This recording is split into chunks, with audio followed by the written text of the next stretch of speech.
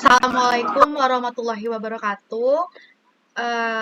Selamat pagi Bu Miss Renola. Kami dari kelompok 3 ingin menjelaskan mengenai illegal fishing yang terjadi di India oleh Sri Lanka yang dilakukan oleh para nelayan India. Materi pertama akan dijelaskan oleh Fauzia TJ. Latar belakang sejarah illegal fishing di perairan Sri Lanka oleh nelayan Tamil India. Pemanfaatan sumber daya perikanan menjadi perhatian penting untuk menjaga keberlanjutan sumber daya ikan di masa depan. Ancaman terhadap kelestarian sumber daya ikan terjadi akibat dari praktik illegal fishing yang dilakukan oleh kapal-kapal asing, seperti yang terjadi antara nelayan India dan Sri Lanka.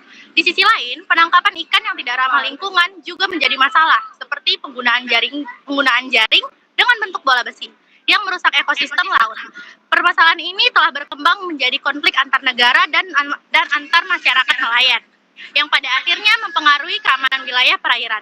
Hal ini juga terjadi di India, di mana nelayan menghadapi kesulitan dalam menemukan ikan akibat perubahan iklim dan penangkapan ikan yang tidak terkontrol. Di India, nelayan menghadapi kesulitan dalam menemukan ikan akibat perubahan iklim dan penangkapan ikan yang tidak terkontrol. Mereka harus bersaing dengan kapal-kapal besar yang dimana akan menghadapi resiko yang lebih besar karena harus menjelajahi lautan yang lebih dalam.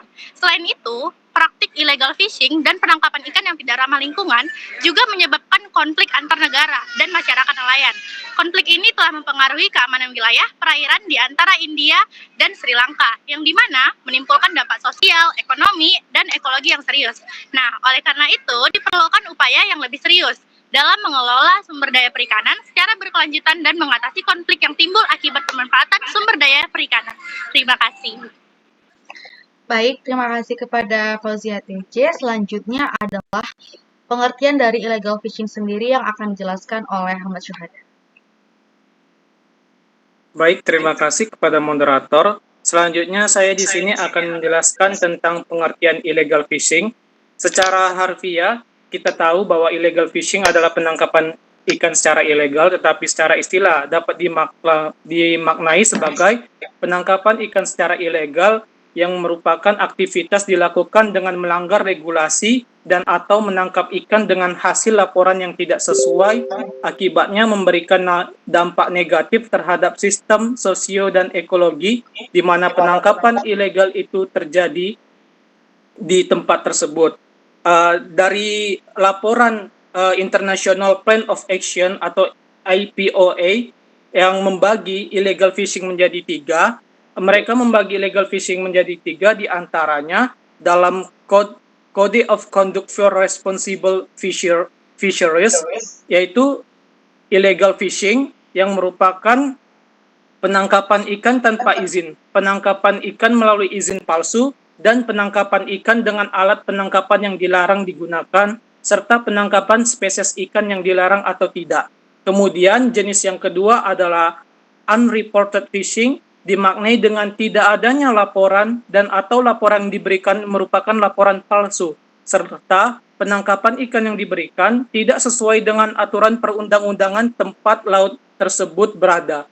Dan yang ketiga, disebut sebagai unreported fishing, adalah penangkapan ikan dilakukan di kawasan yang menjadi kompetensi organisasi pengelolaan perikanan regional, tetapi dengan penyampaian laporan yang tidak benar, laporan yang tidak sesuai prosedur, dan tidak memberikan laporan sama sekali. Unregulated fishing juga dikategorikan sebagai di mana penangkapan ikan dilakukan di wilayah yang belum diterapkan konservasi sumber daya perikanan tersebut. Akibatnya, sebagaimana saya sebutkan pada definisi sebelumnya, pada sosio dan ekologi masyarakat, antaranya penangkapan ikan yang tidak sesuai dengan laporan atau tidak melaporkan akan menyebabkan potensi di mana kita sulit memprediksi jumlah ikan atau spesies ikan yang ada di laut tersebut, sehingga akibatnya kita sulit juga menentukan kebijakan yang mendukung konservasi sumber daya perikanan di laut tersebut. Selain itu, dampaknya secara sosio tentu ada benturan sosial di masyarakat karena penangkapan ikan secara ilegal dan tidak sesuai laporan mengakibatkan ikan-ikan lebih banyak ditangkap oleh, sebagaimana disebutkan oleh saudari Fauzia tadi, adanya penangkapan ikan secara besar-besaran oleh kapal-kapal yang lebih besar dan tidak bertanggung jawab mengakibatkan nelayan-nelayan kecil di pesisir yang merupakan masyarakat lokal di Sri Lanka mengalami kerugian dari penangkapan ikan yang dilakukan oleh kapal-kapal besar di India. Demikian tentang definisi dari illegal fishing yang dibagi 3 tadi, ada illegal fishing, unreported fishing, dan unregulated fishing. Saya kembalikan ke moderator. Baik, terima kasih kepada Ahmad. Selanjutnya adalah pemaparan materi yang akan disampaikan oleh rekan kita, yaitu Arifa. Kepada Arifa, dipersilahkan untuk memaparkan materinya. Baik, terima kasih moderator atas kesempatannya. Di sini saya akan menyampaikan materi tentang pasal-pasal apa saja sih yang dilanggar oleh India terkait tindakannya melakukan illegal fishing di Sri Lanka. Nah, di sini ada beberapa pasal UNCLOS yang dilanggar oleh India sendiri. Di sini kami merangkum ada 7 pasal yang dilanggar oleh India, yakni pasal 56 UNCLOS, 57, 58, pasal 64, pasal 73, pasal 87, dan pasal 118 UNCLOS 1982. Nah, yang pertama akan kita bahas yakni pasal 56 UNCLOS. Dalam pasal 56 UNCLOS ini ada beberapa hal pelanggaran yang dilakukan oleh India. Yang pertama, tepatnya pada pasal 56 ayat 1, poin A, nelayan Tamil India melakukan penangkapan ikan di laut teritorial Sri Lanka secara berlebihan atau tidak berkelanjutan ini dapat dianggap sebagai pelanggaran kewajiban untuk memanfaatkan sumber daya hayati laut dengan cara yang tidak merugikan berkelanjutan lingkungan. Yang kedua, India juga melakukan pelanggaran tepatnya pada pasal 56 ayat 1, poin B, di mana kegiatan illegal fishing India ini telah menyebabkan dampak negatif terhadap lingkungan laut Sri Lanka. Ini dapat dianggap sebagai pelanggaran kewajiban untuk melindungi dan memelihara lingkungan laut. Dan yang ketiga, India melakukan pelanggaran kewajiban kerjasama tepatnya pada pasal 56 ayat 2, di mana India tidak bekerja sama dengan Sri Lanka dalam hal pengelolaan pelestarian sumber daya lautnya. Selanjutnya, pelanggaran yang dilakukan India dalam pasal 57 UNCLOS. Pada pasal 57 UNCLOS ini, India melakukan beberapa pelanggaran. Yang pertama, tepatnya pada pasal 57 ayat 1, India melakukan illegal fishing di dalam laut teritorial Sri Lanka tanpa izin dan melanggar peraturan yang telah ditetapkan oleh Sri Lanka. Selanjutnya, pada pasal 57 ayat 3, illegal fishing yang dilakukan oleh India menyebabkan dampak negatif terhadap lingkungan laut di laut teritorial Sri Lanka. Dan hal ini dapat dianggap sebagai pelanggaran hak negara pesisir untuk melakukan penilaian lingkungan. Selanjutnya, pada pasal 58 UNCLOS 1982, India melakukan beberapa pelanggaran. Pada pasal ini, India melakukan pelanggaran terhadap hak-hak negara pesisir yakni Sri Lanka, yang mana India pada kasus ini telah melakukan illegal fishing dengan mengeruk sumber daya hayati Sri Lanka, yang mana seharusnya India hanya diberikan hak untuk melewati kawasan tersebut, bukan untuk mengeruk sumber daya hayati yang dimiliki oleh Sri Lanka. Maka dari itu, India tentunya melakukan pelanggaran terhadap pasal 58 ini. Selanjutnya kita akan bahas terkait pasal 64 UNCLOS 1982 yang membahas tentang spesies yang sangat bermigrasi. Nah, pada pasal 64 ini, India telah melanggar hak dan kewajiban negara pesisir untuk menjalankan tindakan pelestarian dan pengelolaan sumber daya hayati mereka di zona ekonomi eksklusif yang disebabkan oleh tindakan illegal fishing oleh India tersebut. Hal ini menyebabkan ruginya Sri Lanka dalam hal produktivitas sumber daya hayati lautnya. Selanjutnya, pada pasal 73, India juga melakukan pelanggaran. Nah, pada pasal ini, India melakukan pelanggaran terhadap hak Sri Lanka untuk memanfaatkan sumber daya hayati di zona ekonomi eksklusif mereka, yang mana seharusnya Sri Lanka dapat memanfaatkan sumber daya hayati demi keberlangsungan negaranya, namun karena adanya tindakan illegal fishing oleh India, maka keberlangsungan hayati untuk negara Sri Lanka tidak berjalan dengan sebagaimana mestinya. Selanjutnya, pada pasal yang ke-6, yakni pasal 87 UNCLOS 1982, dalam kasus illegal fishing terhadap Sri Lanka ini, India menghambat hak-hak lalu lintas laut internasional yang diakui oleh UNCLOS, sebab India melakukan illegal fishing di wilayah zona ekonomi eksklusif Sri Lanka. Dan pelanggaran yang dilakukan India terhadap pasal ini juga berupa tidak sesuainya tindakan India dengan aturan yang berlaku, di mana pada pasal 87 negara India hanya diizinkan untuk melintasi, bukan untuk mengeruk sumber daya hayati yang dimiliki oleh Sri Lanka. Dan pada pasal yang terakhir, yakni pasal 118 UNCLOS 1982, India melakukan pelanggaran berupa tindakan eksploitasi terhadap sumber daya hayati dalam zona ekonomi eksklusif Sri Lanka, di mana India tidak ikut andil dalam kerjasama untuk konservasi dan pengelolaan sumber daya hayati tersebut.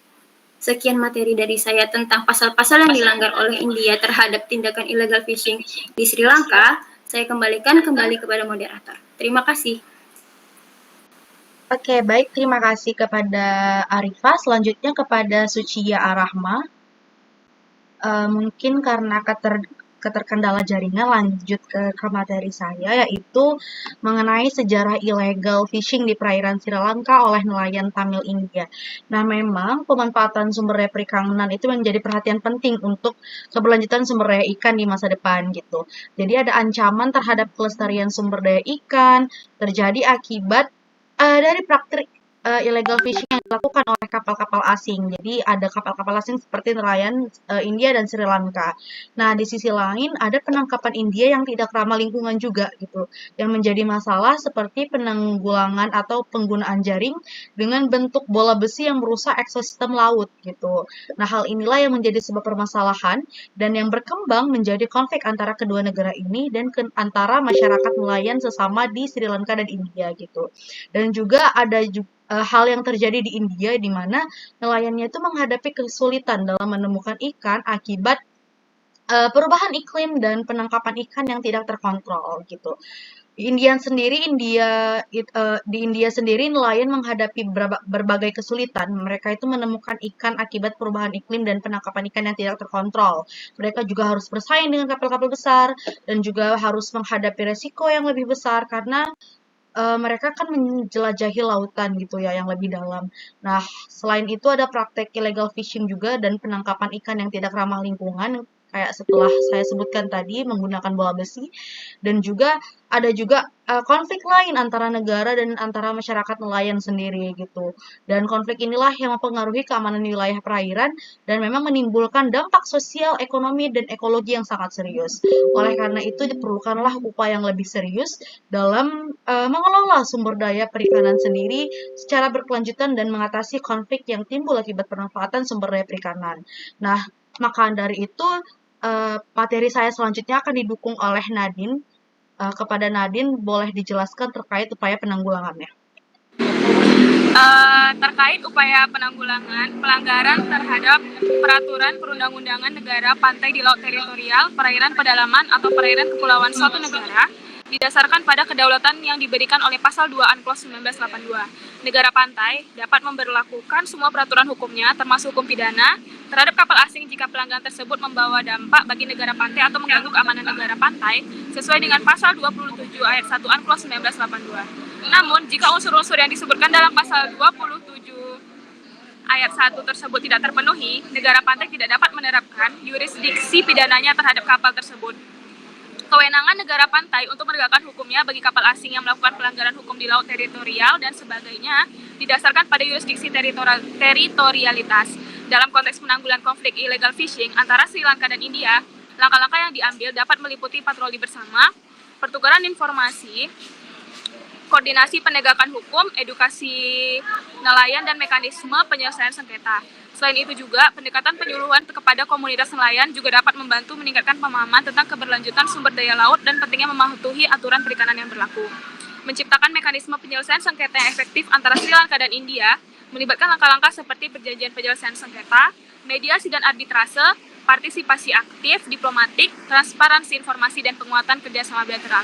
Mungkin saya kembalikan ke Nana. Terima kasih. Baik, terima kasih kepada Nadine. Selanjutnya adalah materi yang akan dijelaskan oleh Suci Rahmawati. Kepada Suci Rahmawati, dipersilakan. Baik, terima kasih kepada moderator. Di sini saya akan menjelaskan mengenai akibat yang ditimbulkan dari konflik tersebut. Nah, illegal fishing memiliki dampak yang signifikan terhadap Sri Lanka dan India, serta pelanggaran terhadap United Nations Convention on the Law of the Sea atau sering disebut dengan UNCLOS, yang secara langsung berpengaruh pada ekonomi kedua negara tersebut. illegal fishing telah menjadi masalah serius yang merugikan industri perikanan negara tersebut. Kapal-kapal nelayan ilegal yang masuk ke perairan Sri Lanka seringkali menangkap ikan secara ilegal, mencuri sumber daya perikanan, dan juga bahkan mereka merusak perekonomian negara tersebut.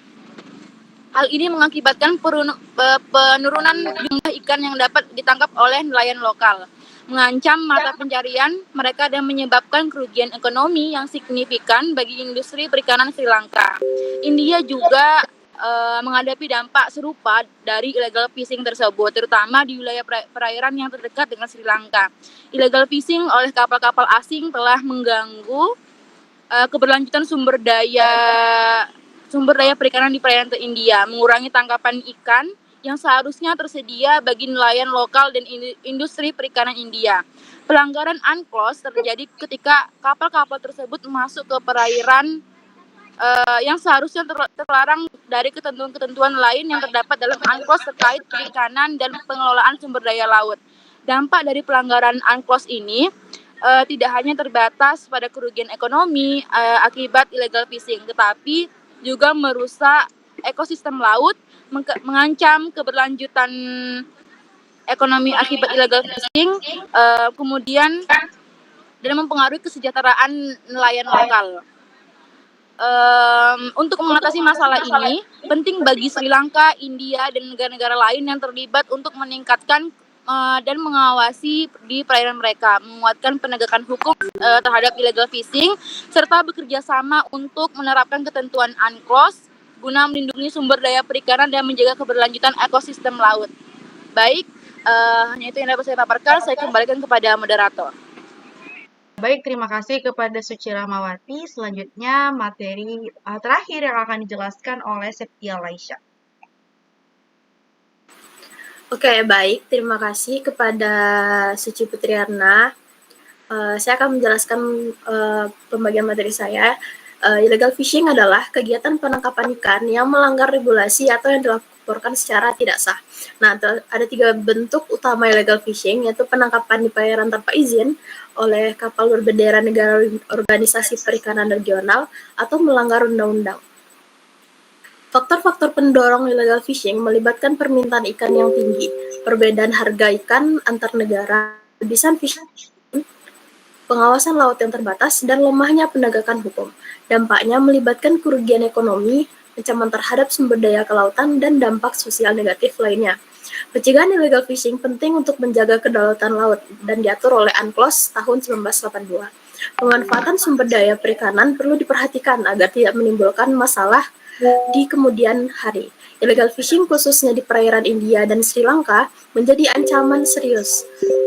Kasus ini berkembang menjadi konflik kemanusiaan antara nelayan Tamil Nadu, India, dengan Sri Lanka akibat penangkapan ikan yang tidak ramah lingkungan. Nah, penyelesaian konflik illegal fishing antara Sri Lanka dan India membutuhkan pendekatan bilateral, termasuk patroli bersama, pertukaran informasi, koordinasi penegakan hukum, dan mekanisme penyelesaian sengketa. Edukasi nelayan tentang keberlanjutan sumber daya laut juga penting melalui penyuluhan, demonstrasi, dan pelatihan. Mekanisme penyelesaian sengketa harus mencakup perjanjian formal, mediasi, arbitrase, partisipasi diplomatik, dan transparansi informasi. Penguatan kerjasama bilateral mendukung penyelesaian sengketa yang damai. UNCLOS 1982 memberikan negara pantai yurisdiksi pidana atas pelanggaran di laut teritorial. Yurisdiksi ini terutama berlandaskan atas teritorial. Illegal fishing di dekat Sri Lanka dan India yang melanggar UNCLOS menyebabkan masalah ekonomi politik dan sosial budaya. Nah, hal ini menguras sumber daya laut, merugikan industri perikanan, dan mempersulit hubungan antar negara antara Sri Lanka dan India. Implikasi politik melibatkan tantangan terhadap kedaulatan, memerlukan kerjasama regional dan secara sosial. Nelayan lokal dan komunitas pesisir menderita dan menyebabkan gangguan budaya. Baik, sekian materi dari saya kembalikan kepada Nana. Terima kasih. Baik, terima kasih kepada Laisha. Sekian materi penjelasan kami terkait illegal fishing. Sekiranya ada yang bisa diambil dan dimanfaatkan, dan yang buruknya mohon dibuang.